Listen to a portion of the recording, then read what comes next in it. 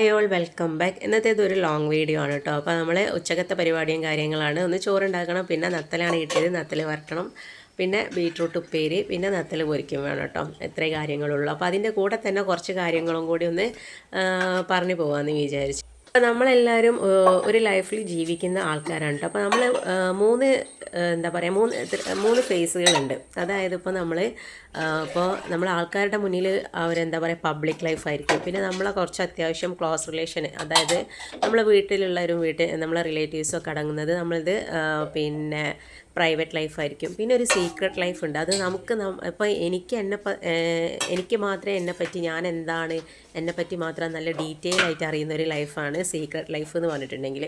അപ്പോൾ ഫസ്റ്റത്തെ public life എന്ന് പറഞ്ഞിട്ടുണ്ടെങ്കിൽ നമ്മളിപ്പോൾ എല്ലാവർക്കും നമ്മളെ ഫസ്റ്റ് കാണും പറയാം ആളിങ്ങനെയാണ് എന്നുള്ളത്.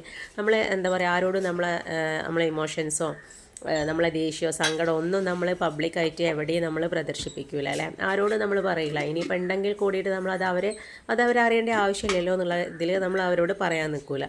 പിന്നെ രണ്ടാമത്തേതെന്ന് പറഞ്ഞിട്ടുണ്ടെങ്കിൽ പിന്നെ പ്രൈവറ്റ് ലൈഫ്. അത് നമ്മളെ വീട്ടിൽ നമ്മളെ ഹസ്ബൻഡ് വൈഫ്, പിന്നെ മക്കൾ, പിന്നെ നമ്മളെ പാരൻസ്, നമ്മളെ സിബ്ലിങ്സ്, അങ്ങനെയൊക്കെ അറിയുന്ന ആൾക്കാരുടെ ഇടയിൽ മാത്രം നമ്മളെ കുറച്ച് ഇമോഷൻസൊക്കെ നമ്മൾ ഷെയർ ചെയ്യും.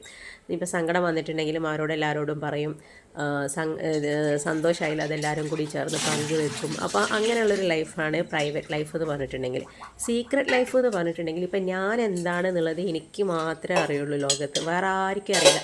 എൻ്റെ ഹസ്സിന് അറിയില്ല, എൻ്റെ മക്കൾക്ക് അറിയില്ല, എൻ്റെ പാരൻസിന് അറിയില്ല, എൻ്റെ സിബ്ലിങ്സിന് അറിയില്ല. കാരണം എല്ലാ വ്യക്തികളിലും അങ്ങനെ ഞാനെന്ന ഒരാൾ ഒളിഞ്ഞു കിടപ്പുണ്ട്.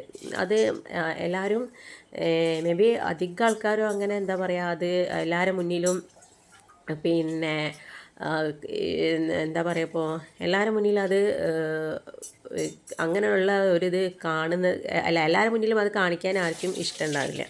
ഞാനും അങ്ങനെ ഒരാൾ തന്നെയാണ് കേട്ടോ. കാരണം എന്താ വെച്ചാൽ പിന്നെ നമ്മളെ മനസ്സിൽ കുറച്ചൊക്കെ കാര്യങ്ങളുണ്ട്. അത് ചിലത് നമുക്ക് ചിലരോട് പറഞ്ഞിട്ടുണ്ടെങ്കിൽ നമുക്ക് അതിനൊരു പിന്നെ പോംവഴിയും അതിനൊരു സൊല്യൂഷനും നമുക്ക് കിട്ടൂല. അപ്പം നമ്മൾ പിന്നെ സൊല്യൂഷൻ കിട്ടാത്തൊരു കാര്യം നമ്മൾ വേറൊരാളായിട്ട് ചർച്ച ചെയ്തിട്ട് അതിനെക്കൊണ്ടൊരു കാര്യമില്ലല്ലോ. പിന്നെ നമ്മളങ്ങനെ പറയുന്നതാണെങ്കിൽ കൂടിയിട്ട് അത് പിന്നെ ആ വ്യക്തിയുടെ മനസ്സിലുണ്ടാവും. പിന്നെ നമ്മൾ മറന്നാലും ചിലപ്പോൾ ആ വ്യക്തിയുടെ മനസ്സിലതുണ്ടാവും. പിന്നെ ആ വ്യക്തി മൂന്നാമതൊരാളോടും കൂടി പറഞ്ഞ് അപ്പം അതിനെപ്പറ്റി നമ്മൾ എന്താ പറയുക വേറെ ആരോടും സംസാരിക്കാത്തതാണ് നല്ലത്. നമ്മളെക്കുറിച്ച് ഒരാൾ കേൾക്കാനുണ്ടെങ്കിൽ നമുക്ക് പറയാം. പക്ഷേ ഞാൻ അതിനോടും യോജിക്കുന്നില്ല കേട്ടോ. കാരണം എൻ്റെ അനുഭവത്തിൽ നിന്ന് എനിക്ക് മനസ്സിലായിട്ടുള്ളത് നമ്മളെ ഏറ്റവും നല്ലോണം കൺസിഡർ ചെയ്യുന്നത് നമ്മളെ ഫാമിലിയും പിന്നെ നമ്മളെ പാരൻസ് സിബ്ലിങ്സൊക്കെയാണ്. അത് കഴിഞ്ഞിട്ട് അവിടെ ഒരു ഫ്രണ്ട്ഷിപ്പിന് പോലും ഒരു വാല്യൂ ഉള്ളൂ എന്ന് മനസ്സിലാക്കുന്ന ഒരാളാണ് ഞാൻ. അപ്പോൾ അല്ലെങ്കിൽ നമുക്ക് കിട്ടുന്ന ഒരു ഫ്രണ്ട് എന്ന് പറഞ്ഞിട്ടുണ്ടെങ്കിൽ നമ്മളായിട്ട് ആ ഒരു രീതിയിൽ മനസ്സിലാക്കുന്ന ഒരു ഫ്രണ്ടായിരിക്കണം. അപ്പോൾ ചിലരുണ്ട് വേറൊരാളെ കണ്ടിട്ടുണ്ടെങ്കിൽ ആ വഴിക്ക് അങ്ങോട്ട് പോകും. പിന്നെ നമ്മളൊരു മൈൻഡും ഉണ്ടാവില്ല. പിന്നെ അങ്ങനത്തെ പല ആൾക്കാരും ഉണ്ടാവും. അപ്പോൾ അതിനേക്കാളും നല്ലത് നമുക്ക് എന്തിനാണ് നമുക്ക് ഫാമിലീനെ മറന്നിട്ടൊരു ഫ്രണ്ട്ഷിപ്പിൻ്റെ ആവശ്യമില്ല. പിന്നെ ഞാൻ പറഞ്ഞല്ലോ ചില ആൾക്കാർക്കൊക്കെ ഒരു ഭാഗ്യമാണ് നല്ല ഫ്രണ്ടിനെ കിട്ടാമെന്ന് പറഞ്ഞിട്ടുണ്ടെങ്കിൽ. അപ്പോൾ അങ്ങനെയാണെങ്കിൽ ഓക്കെ. അല്ലാതെ നമ്മൾ ഈ ഒരു പ്രശ്നങ്ങളൊക്കെ ചിലർ പറയുന്നത് ഒരു സൈക്കോളജിസ്റ്റിൻ്റെ സഹായം തേടാന്നുള്ളതാണ്. എനിക്ക് സൈക്കോളജിസ്റ്റിൻ്റെ അടുത്ത് പോകാമെന്ന് പറഞ്ഞിട്ടുണ്ടെങ്കിൽ അത് എന്താ പറയുക ഒരു മെൻ്റലി ഒരു പ്രോബ്ലംസ് ഉള്ള പോലെ അങ്ങനെയൊക്കെ ഫീൽ ചെയ്യുന്ന ആൾക്കാരുണ്ട്. ഇനിയിപ്പോൾ അതല്ലെങ്കിൽ ചിലപ്പോൾ ഫിനാൻഷ്യലി അങ്ങനെ പോകാൻ പറ്റാത്ത ആൾക്കാരുമുണ്ട്. പക്ഷേ നമുക്ക് അങ്ങനെ ഓവറായിട്ട് നമുക്ക് ആ പ്രശ്നം ഒരു മനസ്സിൽ ഭയങ്കര എന്താ പറയുക ഒരു ഡിസ്റ്റർബ് ചെയ്യുന്നൊരു പ്രശ്നം ഉണ്ടെങ്കിൽ അത് നമ്മളെന്താക്കുക ഒന്നെങ്കിൽ ഒരു പേപ്പർ എടുത്തിട്ട് നമ്മൾ എഴുതി വെക്കുക. അതിൽ നമ്മൾ ഇനിയിപ്പോൾ എഴുതാൻ മടിയുള്ള ആൾക്കാരാണെന്നുണ്ടെങ്കിൽ ഒരു കണ്ണാടീൻ്റെ മുന്നിൽ പോയി നിന്നിട്ട് എന്താ വെച്ചാൽ നമുക്ക് തോന്നുന്നത് നമ്മളെന്താ മൈൻഡ് ഫ്രീ ആയിട്ട് നമ്മൾ അങ്ങോട്ട് സംസാരിക്കുകയാണ്.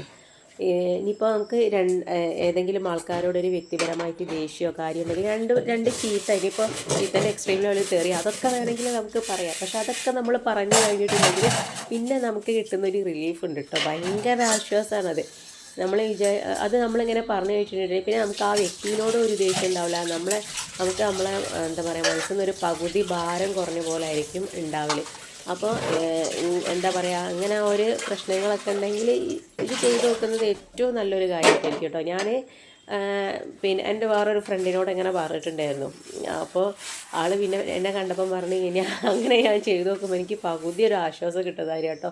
തീരെ ഭാരമൊന്നും ഇല്ലാത്ത പോലെ നല്ല എന്താ പറയുക കുറച്ചൊരു മനസ്സമാധാനത്തിൽ എനിക്ക് ഉറങ്ങാൻ കഴിഞ്ഞെന്നൊക്കെയുള്ളത്. കാരണം അത് നമുക്ക് ആർക്കും ദോഷമില്ല. ഇനിയിപ്പോൾ ആ വ്യക്തിനെ കാണുമ്പോൾ നമുക്കും ദേഷ്യമില്ല. കാരണം നമ്മളത് അത് വല്ലി എന്നുള്ള ആ ഒരു ഇതിൽ നമ്മളെടുത്ത് പിന്നെ ആ ഒരു വ്യക്തിയായിട്ട് നമുക്ക് ഒരു ഡിസ്റ്റൻറ്റ് കീപ്പ് ചെയ്തിട്ടുള്ളൊരു ബന്ധങ്ങളൊക്കെ മതിയല്ലോ.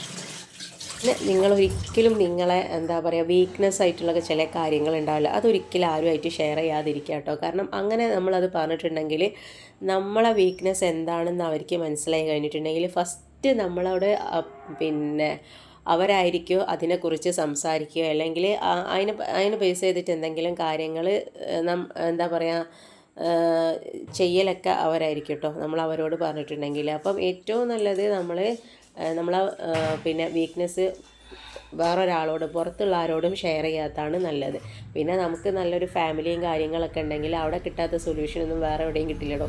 അത് നമുക്ക് ഏറ്റവും സേഫ് സോണാണ് നമ്മളെ ഫാമിലി എന്ന് പറഞ്ഞിട്ടുണ്ടെങ്കിൽ. നമ്മൾ ഈ ഫ്രണ്ട്സ് എന്ന് പറഞ്ഞിട്ടുണ്ടെങ്കിൽ നമ്മൾ ചില ഫ്രണ്ട്ഷിപ്പ് ഭയങ്കര ഡീപ്പായിരിക്കും. കാരണം അത് എന്താ വെച്ചാൽ നമുക്ക് അങ്ങനെ എപ്പോഴും വിളിക്കേണ്ട ആവശ്യങ്ങളൊന്നുമില്ല. നമ്മൾ ചിലപ്പോൾ ഒന്നരാടം വിളിക്കുക, ചിലപ്പോൾ മെസ്സേജ് അയക്കുക, ഒന്നിൻ്റെ ആവശ്യമില്ല. പക്ഷേ മാസങ്ങൾക്ക് ശേഷവും വർഷങ്ങൾക്ക് ശേഷമൊക്കെ കാണാമെന്നുണ്ടെങ്കിൽ ഭയങ്കര ഒരു ബോണ്ട് ഉണ്ടാവും അവർ തമ്മിൽ. സത്യത്തിൽ അതൊക്കെ കാണുമ്പോൾ ഒരു ഭയങ്കര നമ്മൾ എന്താ പറയുക ഒരു ഇഷ്ടമാണ് അങ്ങനത്തെയൊക്കെ കാണുമ്പോൾ. ഇങ്ങനെയും ഫ്രണ്ട്ഷിപ്പ് ഉണ്ടല്ലോ എന്നുള്ളത്. പക്ഷേ അതിനു വേണ്ടി അതിൻ്റെ വേറെ അതർ സൈഡും ഉണ്ട് കേട്ടോ. കാരണം എന്ന് വെച്ചാൽ നമ്മൾ ചിലപ്പോൾ എപ്പോഴും കാണുന്നവരായിരിക്കും, നല്ല സംസാരമായിരിക്കും. പക്ഷേ ചില ടൈമിൽ വരുമ്പോഴും എന്താ പറയുക ഈ ഒരു ഫ്രണ്ട്സ് നമ്മൾ അവോയ്ഡ് ചെയ്യുന്നതായിട്ട് നമുക്ക് തോന്നും.